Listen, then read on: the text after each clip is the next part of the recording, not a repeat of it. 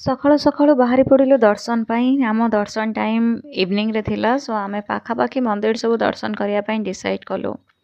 ସବୁ ଜାଗାରେ photo video କରିବା ପସିବଲ୍ ନଥିଲା, ସେଥିପାଇଁ କିଛି କିଛି କ୍ୟାପଚର୍ ହେଇସାରିଛି। ତ ଗୋଟେ ଜାଗାରେ ଆମ ଡ୍ରାଇଭର ଭାଇ କହିଲେ ଏଇଠୁ ପୁରା ମନ୍ଦିରର ଭ୍ୟୁ ଦେଖାଯିବ। ତ ଖୁସିରେ ଆମେ ସାଙ୍ଗେ ସାଙ୍ଗେ ଓହ୍ଲେଇ ପଡ଼ିଲୁ ମନ୍ଦିରର ଭ୍ୟୁ ଦେଖିବା ପାଇଁ। ଆଉ ଏଇଟା ବହୁତ ସୁନ୍ଦର ଦେଖାଯାଉଥିଲା। ଭିଡ଼ିଓରେ ଯେତିକି ସୁନ୍ଦର ଦେଖାଯାଉଛି ରିଏଲରେ ତାଠୁ ବେଶୀ ସୁନ୍ଦର ଥିଲା।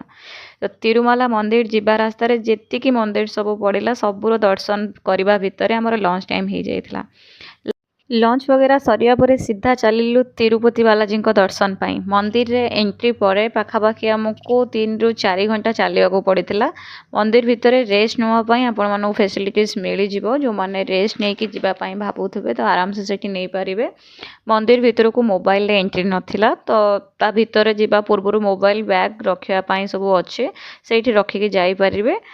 ଆଉ ହଁ, ମନ୍ଦିର ଭିତରେ ଟ୍ରାଡ଼ିସନାଲ ହିଁ ପିନ୍ଧିକି ଯିବେ। Western attire like short sleeveless top are not permitted. Sari salwar ନହେଲେ କିଛି ବି ଟ୍ରାଡ଼ିସନାଲ ୱେରେ ଆପଣ ପିନ୍ଧିପାରିବେ। ନହେଲେ ମନ୍ଦିର ପାଖ ସପ୍ରେ ବି ସେସବୁ ମିଳିଯିବ। ଯେଉଁମାନେ ପିନ୍ଧିକି ଯାଇନଥିବେ ସେଠୁ କିଣିପାରିବେ। ତ ବଏଜ୍ମାନଙ୍କ ପାଇଁ ବି ସେମ୍, ସମସ୍ତେ ଟ୍ରାଡ଼ିସନାଲ ହିଁ ପିନ୍ଧିବେ। ମନ୍ଦିର ଦର୍ଶନ ପରେ ସେଠି ଲଡ଼ୁ ପ୍ରସାଦ ଦିଆଯାଏ, ଯେଉଁଟାକି ବହୁତ ଟେଷ୍ଟି ଥିଲା। ମନ୍ଦିରରେ ଅନ୍ନପ୍ରସାଦ ମଧ୍ୟ ଦିଆଯାଏ। ତ ଯେଉଁମାନଙ୍କର ଖାଇବାର ଇଚ୍ଛା ଥିବ ସେଠି ପ୍ରସାଦ, ତ ସେଇଠି ଯାଇକି ଖାଇପାରିବେ। ଆମକୁ ଦର୍ଶନ ପାଇଁ 5 to 6 ଆୱାର ଲାଗିଯାଇଥିଲା। ଆପଣମାନେ ଯଦି ଯାଉଛନ୍ତି ମିନିମମ୍ 6 ଆୱାର ପାଇଁ ପ୍ରିପେୟାର ହେଇକି ଯାଆନ୍ତୁ। ତ କିଛି ଲୋକ ସେଠି କହୁଥିଲେ କି 10 to 12 ଆୱାର ବି ଲାଗିଯିବ। ତ ଲାଇନରେ ଚାଲିବା ଯେତିକି କଷ୍ଟ ଥିଲା, ଆଇ ପ୍ରମିସ୍ ଦର୍ଶନ ପରେ ଆପଣ ସବୁ କଷ୍ଟ ଭୁଲିଯିବେ।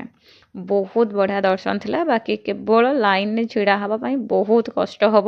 ତ ଏତେ ଟାଇମ୍ ଯଦି ଆପଣ ଛିଡ଼ା ନ ହେଇପାରିବେ ଆରାମସେ ରେଷ୍ଟ ନେଇକି ଯିବେ।